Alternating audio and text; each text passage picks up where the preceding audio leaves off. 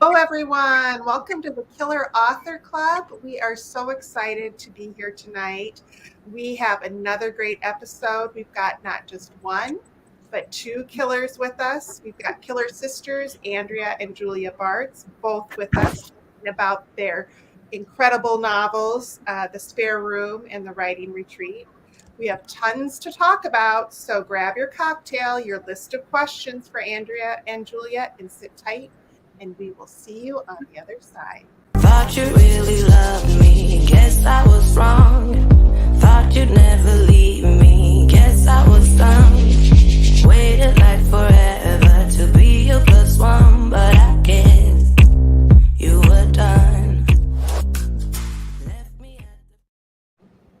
Hi, everyone. I'm Killer Heather Goodenkoff, along with founding members Kimberly Bell and Kara Ruda, and we are so excited to welcome Andrea and Julia to the clubhouse.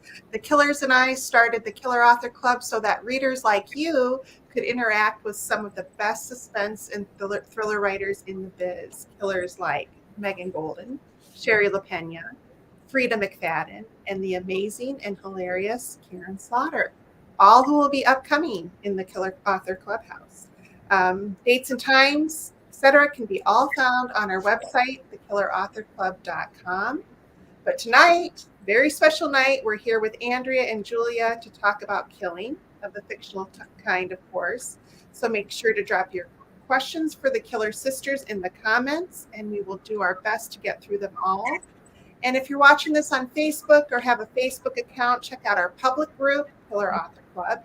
Or if you're a really hardcore killer, you can join our private group on Facebook called the Killer Author Clubhouse, where we host our book clubs. And next up, on August 15th, Nicole Bart and The Long Way Back is our next book club. And we will be announcing, we have a really fun giveaway for Nicole's books. We have 6 books to give away for book club to one lucky book club. We picked the winner. We're going to announce that later in the show, so stay tuned for that. And we also have a YouTube channel. Do we have any idea how many we're up to, Kara? Millions, I think. But still join us still. So you can stream us to your big flat screen TV. You can find us wasting entirely too much time on Instagram, Facebook, Twitter, TikTok, and what's the new one? Threads. Threads. Yeah. We're so cool we don't even know the name. So many. And for links to everything, watch the comments or check out our Killer Author Club website, killerauthorclub.com. So without further ado, Kara, can you introduce our killer guests? I sure can. All right. Andrea Bartz is a Brooklyn-based journalist and the New York Times bestselling author of We Were Never Here, The Lost Night, The Herd. Her work has appeared in the Wall Street Journal, Marie Claire, Vogue, Cosmo, Every Place, Women's Health, Martha Stewart Living, Redbook, Elle, and many other outlets. And she's held editorial positions at Glamour, Psychology Today, and Self, among others. Julia Bartz is the New York Times bestselling author of The Writing Retreat, a practicing therapist and a creative coach. Her fiction writings appeared in the South Dakota Review, in Digest Magazine, and more. Julia also lives in Brooklyn, New York. All right, so Andrea, let's start with you. Can you give us the elevator pitch for The Spare Room? Yeah, absolutely. So in The Spare Room, a down-on-her-luck woman moves in with this enchanting couple who ends up opening up their marriage for her. And at first, she loves being a part of this sexy new world with them. But when she discovers that their last lover is actually missing, she starts to wonder if they might actually be dangerous, and worse, if she could be next. So it's sexy, it's twisty, it's very dark, and it's hopefully a lot of fun to read. It was good. It is. We loved it. Okay, Julia, you're up. Give us the elevator pitch for The Writing Retreat. Yeah, for sure. First of all, just thanks for having us. So excited to be here. And it's so cool. I love seeing the pop-ups from people. So hi back to everyone. And it's great to see you. So The Writing Retreat is about a struggling writer named Alex who receives the once-in-a-lifetime opportunity to attend a writing retreat put on by her favorite horror author. However, this writing retreat is not as it seems. And when one of the other attendees goes missing, Alex realizes that there's much more than just her career at stake. Awesome. I know. That's great. Great pitches, both of you guys. Yeah, very good. Okay, we'll talk more in a minute about the books, but for now, everyone settle in for the killer cocktail of this episode, Kimberly. Yes.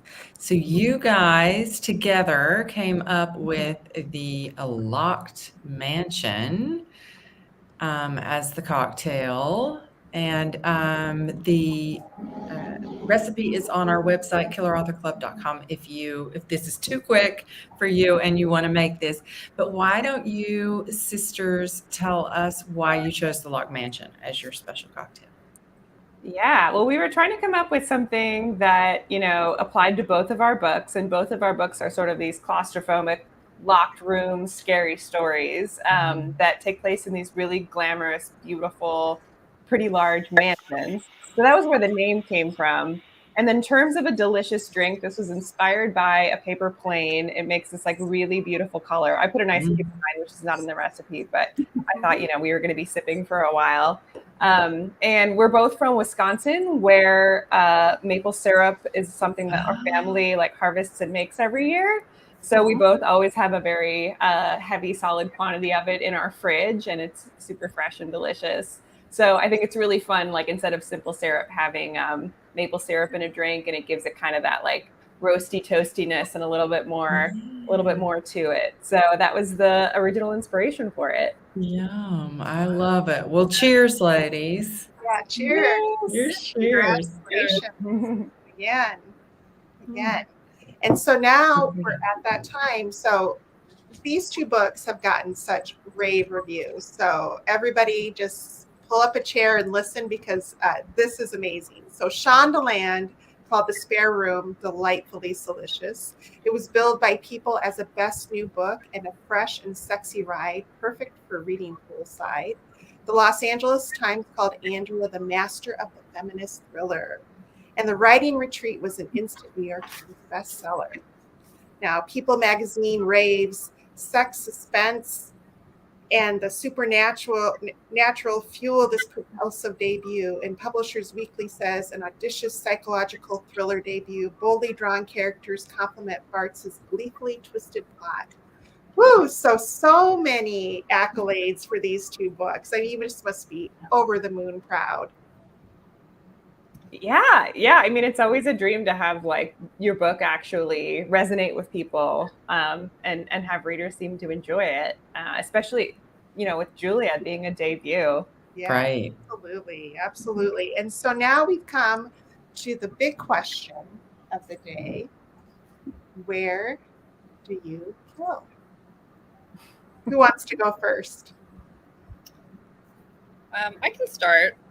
So it's so funny. I was actually talking with some other authors about this at Thriller Fest, and some of us found that we had some crossover. So I do all of my fictional killing from bed for the most part. I love, maybe I'm just lazy, but I love like waking up in the morning, making coffee, bringing it back to bed, and then just writing for an hour or two. And I think it's just so comfortable. I think it also, there's something about like the liminal space between sleep and, not being fully awake. And I think that you can maybe pull things from your unconscious a little bit more easily. But I love writing in bed. Also, I find that if I put it off until later in the day, I normally get distracted and don't go back to it. So it's also really helpful for me to just do it first thing and have it done before I actually get up and go on to the rest of my day. I'm going to try that. Me too. It's lovely. Lots of pillows. I recommend lots of pillows behind you. And coffee. Otherwise, I fall right back asleep. Exactly. You heard it here. The key to killing in bed: lots of pillows and fresh coffee. All you need to kill anybody. All you need to kill anybody. Yeah. Got to be awake. Yeah. My answer. I mean, I think my answer in a literal sense of where I do my writing is more boring, because it's usually here in my office or sometimes on the couch. But what I thought about when you posed that question is where I most like to be killing off characters. And for me, that's always within a kind of close-knit, closed-door world. I love going into these like social milieu that are interesting and kind of exclusive. And, that has been sort of a through line throughout my books. In The Lost Night, it was like the hippest of the hipsters in circa 2009 Brooklyn at their warehouse parties. In the Herd, it was this bougie, exclusive, even as it tried to be inclusive, all female co-working space. In We Were Never Here, it's like this friendship between these two women who are just best friends and travel the world together and just see the other person as their everything. And then in The Spare Room, it's this sort of lockdown pod. It's literally within the four walls of this mansion where these three people are romantically involved, but also emotionally involved, also like cut off from the rest of the world. So I think my favorite sort of place to be killing is within a clique, some kind of like social group that is just fascinating and has its own rules and its own complicated dynamics. And I just love going deep in that and sort of seeing what happens when we like launch a dead body into that little social circle. Right? Launch a dead body. I love that. A lot happens. Okay, wait. So I've got a question from the audience. Can we do that? Sure. Yeah. Okay. Are you both working other jobs still besides writing? I am. I'll just start off. Yeah, so I am also a therapist and a creative coach, and I'm not at the stage where I can write full time. I don't have the financial backing for that. And at the same time, I think that even if I did, I would still want to continue my practices because I love working with clients. I love working, with therapy clients. It's kind of like writing. It's like making the unconscious conscious, like figuring out, how to understand yourself more deeply, see patterns that maybe you weren't aware of. And then for the creative coaching, it's a little bit more about people's relationship with their creative works. And often people running into challenges and blocks, and I love helping them through that. So, so I actually feel like it's a really nice combination of different things that I'm doing. And also, as we all know, writing can be very solitary. So I also think that it's helpful that I have like people that I speak to throughout the day, just so I'm not like alone in my apartment. Yeah. Great. Good night. Yeah. Great. Killing in your bed all by yourself. Yes. Killing in your bed, just you and the pillow. Yes, just you and your pillow. That part I love. That part I'm totally happy with. Yeah, that part you wouldn't miss. I, at this point, am primarily a full-time novelist, but I definitely did not start that way. When I wrote my first 3 books, I was also working as a freelance journalist. So I was doing editorial consulting. I was doing freelance articles. I worked as a travel writer for years, which was really just kind of shut down by the pandemic. But before that, I was doing a lot of travel writing for different magazines. And at this point, We Were Never Here, my book before this one, was when sort of the things tipped. And now I primarily do work as a novelist with just a little bit of side, writing essays, writing freelance stuff. I do still do some like one-on-one editorial coaching and consulting for people who want to talk about starting a freelance career or, getting published, stuff like that. So I'm doing a sprinkling of other stuff, but I am primarily a novelist after, now that I'm at book 4. Mm-hmm. Yeah. That's great. Now, it's obviously a writing family affair for you, for the two of you. It's rare to have one published author in the family, but you have 2. How did each of you come to writing? Have you always loved it? Has it been your path all along? Or your goal? Yeah. Well, I think that we were always readers from a very early age, and our mom would take us to the library week to week. We would always have like a big basket of library books to go through. So I think oftentimes when people read a lot, they also have that interest in writing as well. And we started writing things together pretty early on. We had like a series, like chapter, or maybe it was a picture book. I don't remember. We definitely drew pictures for it. Pictures. It was called The Ghost Gang, and it was about this gang of like supernatural creatures who were fighting crime. We were writing like scripts together. We wrote like an X-Files spec scripts at, I don't know, 8 and 10, or maybe even younger than that. So I think there's something about like reading or even like watching, for example, watching the X-Files and wanting to emulate that and wanting to explore that. And so, yeah, I think from the very beginning, we both had that interest. Yeah. So from the time we were little, we were both really interested in writing. And then I think our paths kind of diverged as we got a little older. I discovered magazine journalism in college and absolutely loved it. And so I had a career for a while working at different magazines, as you mentioned in my bio, and kind of got away from the fiction stuff and then kept getting laid off because magazines kept folding as I worked there.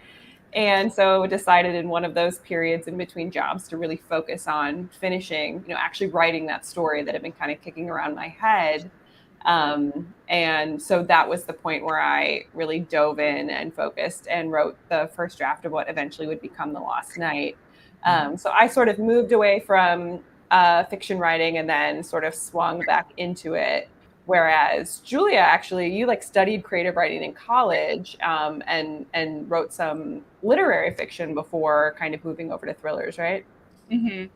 Yeah. So I always thought that my I don't know, the biggest part of my identity was always being a writer. Like that was the first thing that I would tell people, like trying to impress people, I think, when meeting them. And I studied writing in college. I got to take a class with Lori Moore. That was amazing. I did a thesis that was like a book of short stories.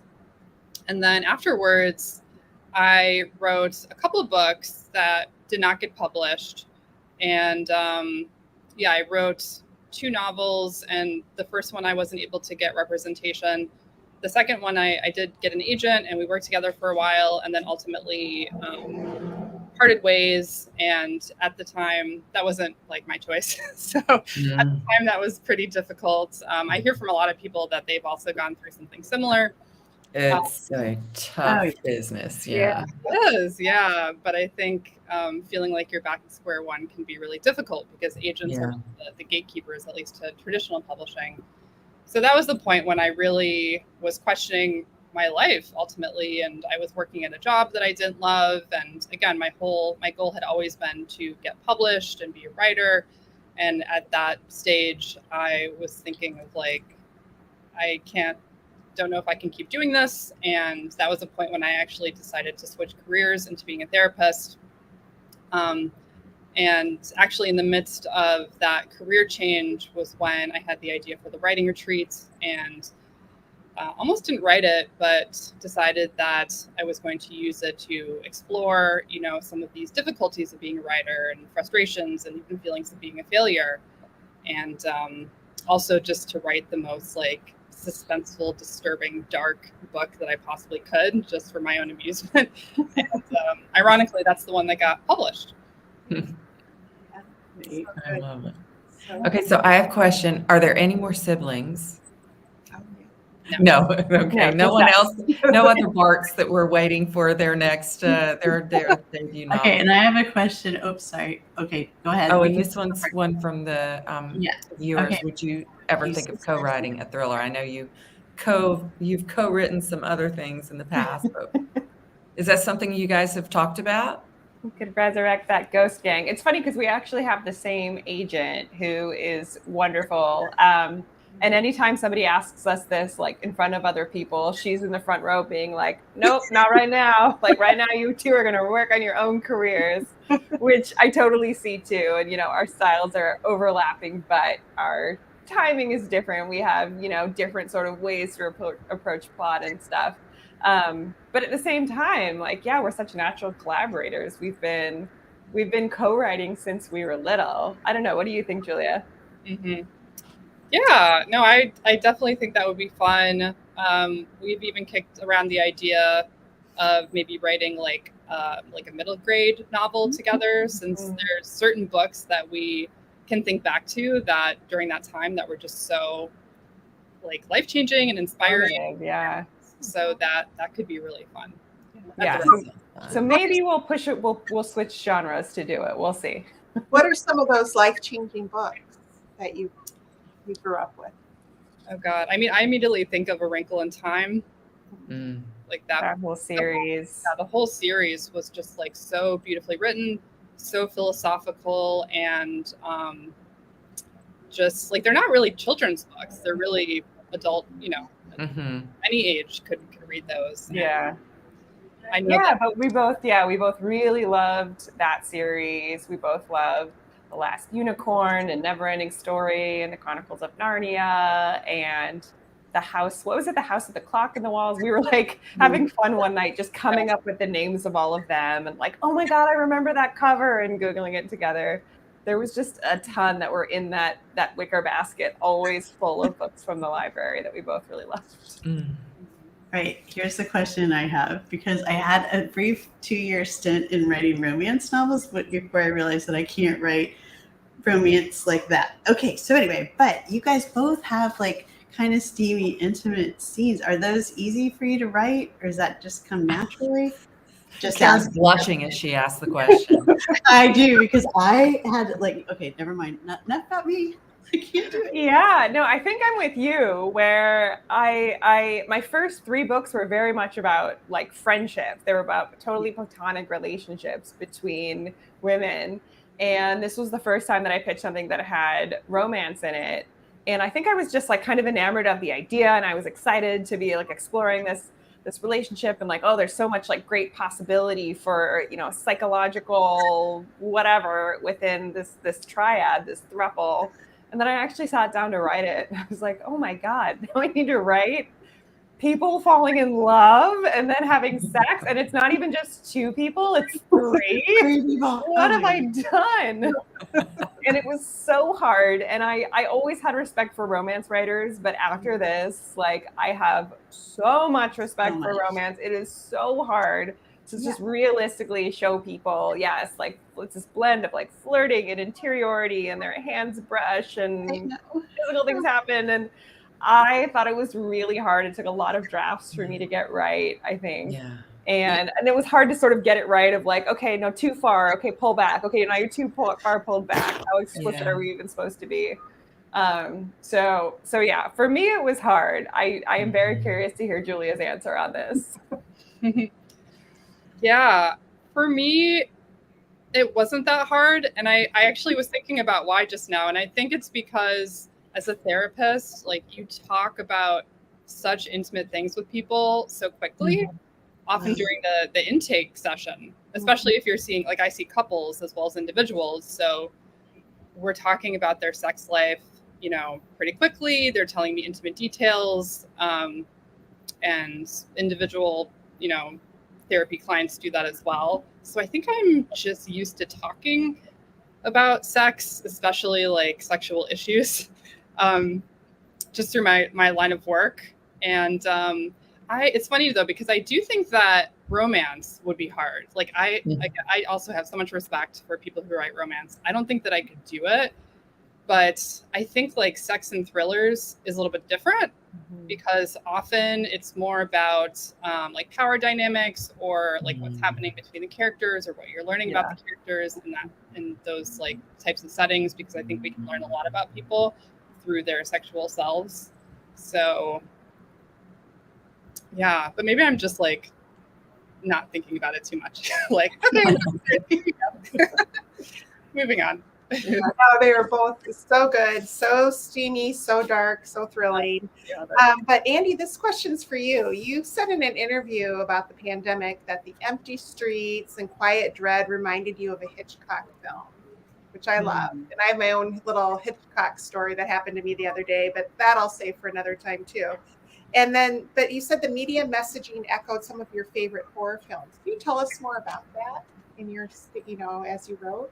Yeah, there was something about those early days of the lockdown, especially, at the beginning, we were all just like, what is even going on? But once we started to sort of wake up to the fact that like, this is not ending anytime soon, this isn't going to be a 2-week thing like we all originally thought, that at least for me, I was alone in my studio apartment in Brooklyn with my cat, and I had so much time with my thoughts, and I was staring at the same 4 walls. I definitely had a rear window set up where I had these big windows looking at a courtyard, and I became like a little bit obsessed with the people across the way.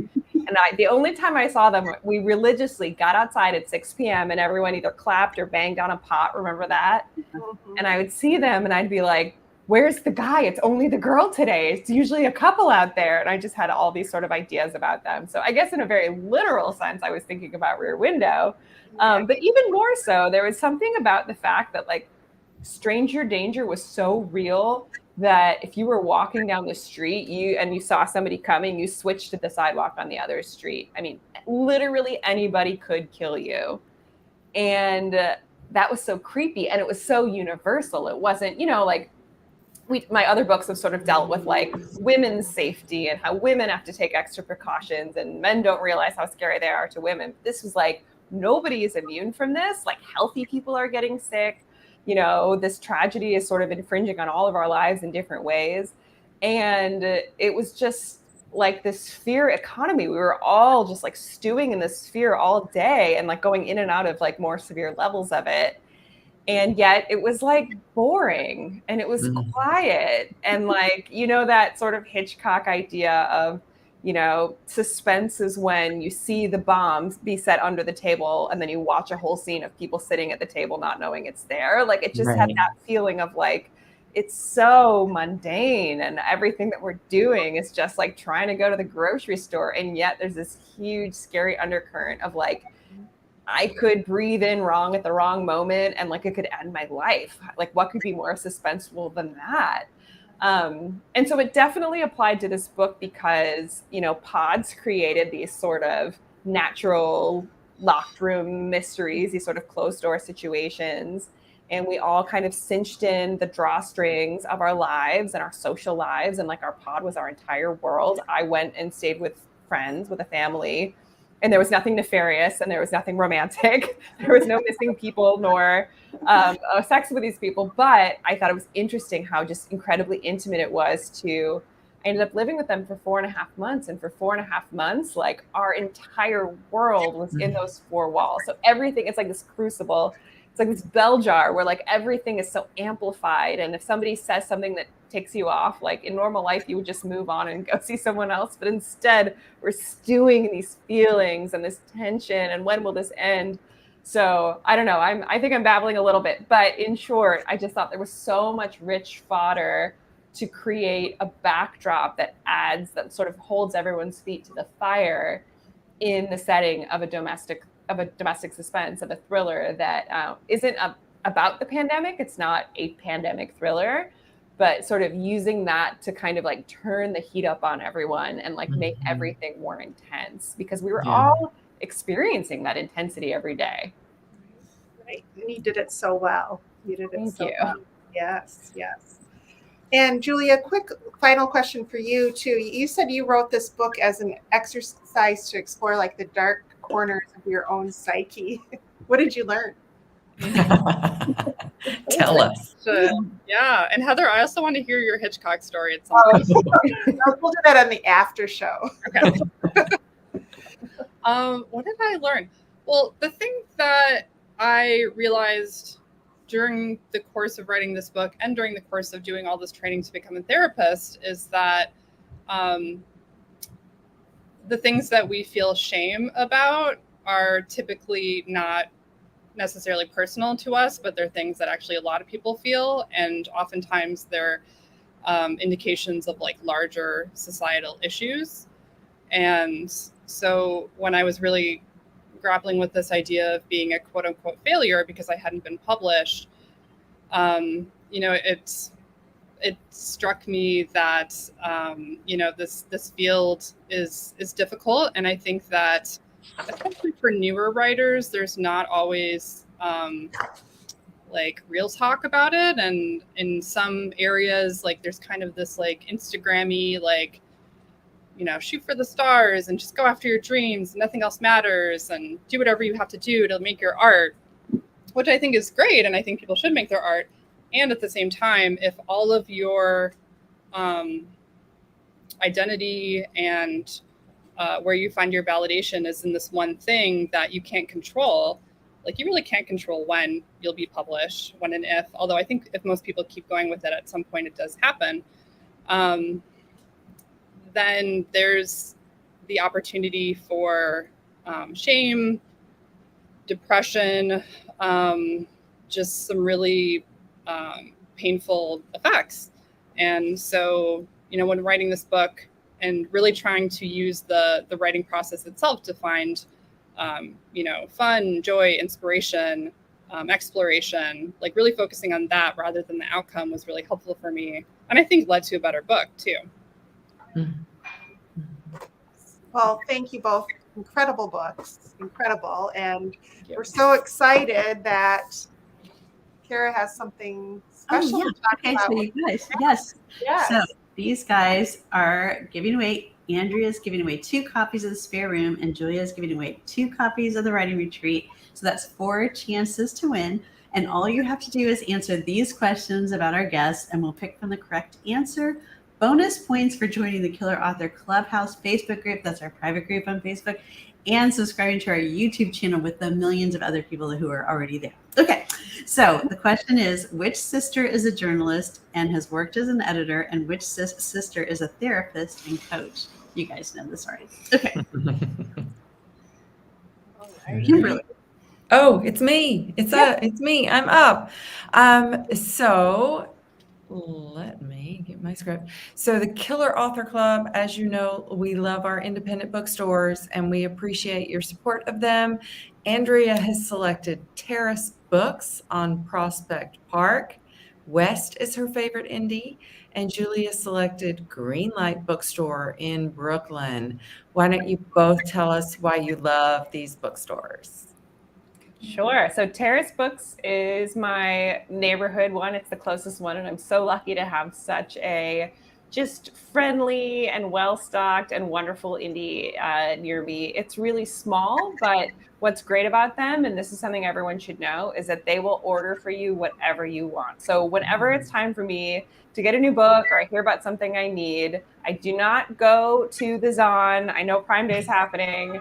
I go to their website, I request it. I don't have to pay for shipping or anything because I just order it through the site and then they send me an email or give me a call when it's in, which is something that every indie bookstore will do for you. So yeah, they're just like great people with a really great selection and a lot of local authors, and I love them. Julia. So Greenlight, also an amazing bookstore, indie, female owned. They also can order you, whatever you would like. And they hosted my launch event. So I will always, think of them for that. That's always a special relationship, right? You'll never forget that. Totally. So I just dropped the link in the comments so you can order The Spare Room and The Writing Retreat and any other books on your to be read list from these 2 fabulous indies. All right. And here we go with our next segment.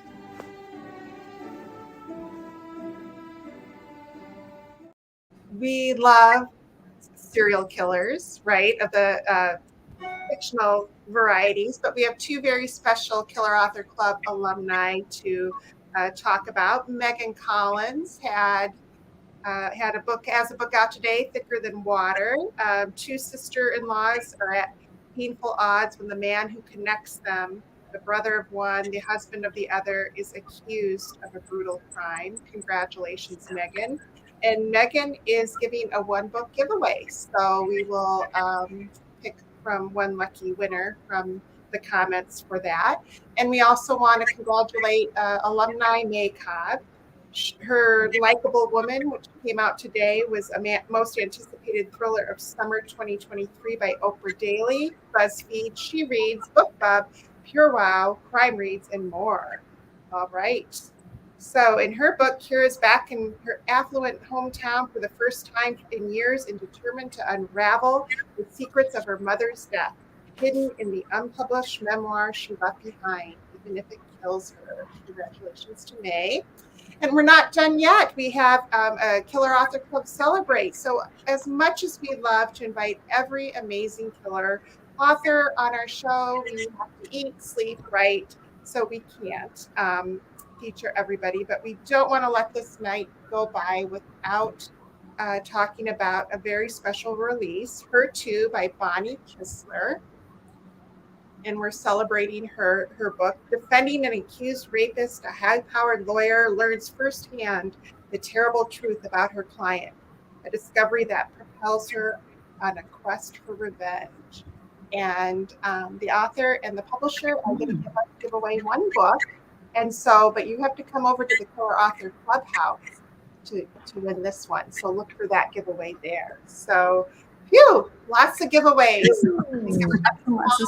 Sweating now. Lots of fun books. All right. So, membership has its privileges, y'all. Heather just mentioned one book giveaway that's happening in the clubhouse. But if you join over there in the Killer Author Clubhouse, which is the private group, every episode we choose a name from the hat to win a piece of swag. We have t-shirts, we have mugs, we have candles, we have totes, all sorts of fun stuff at killerauthorclub.com. And tonight's winner is Sharon Carlson Person. Please send one of the killers your address and we will send some swag your way. Right. And before we close up, though, we do want to announce our book club winner of 6 copies of Nicole Bartz, The Long Way Back. And so, as you know, we did a shout out for book clubs from all over the United States and even the world. We're excited to win 6 copies of Nicole's book. And the winner is Just for the Thrill of It Book Club. And thanks to the group rep, Jen Massey. And so she and her group will win 6 copies of the book, and they'll be right back here with us on August 15th for that chat. Exciting. There's just a lot going on around here. But for now, we want to thank you two for being here. So we have our special prize that we give people who made it all the way through the Killer Author Club, and you have survived. So we're very, very happy. You get your own badge. And you guys can put it on your bookshelves. You can put it, in your bed next to you while you're writing, any place you want to put it. But anyway, we really appreciate both for being here, and thank you so much for your time and for your amazing books. Thank you. Thank you. Thank you so much for having both of us. Yeah, this is super fun. Okay, good. Yeah, and it's funny, you guys, because the book community is so fabulous, and we talk about killing, but we really do all really like each other, and we're so happy that all of you guys have showed up to ask questions and participate. So thank you all for being here. All right, so here's our next victim. All right, that does it for tonight's episode. Thank you again for tuning in. We're back in just 1 week because we didn't want to do every other week. Nope. Every week in July, we're going to be back. So July 18th with a fabulous show right here at 9 Eastern, 6 Pacific with the one and only Megan Golden, author of Dark Corners and Book of the Month Club Pick. And lots more fabulous killers planned for this summer and into the fall. So be sure to pick up Nicole Bartz's book, The Long Way Home, for the August book club. And we'll see you right back here the same time, same place next week. So thank you all for being here and have a good night. I guess I'm a killer.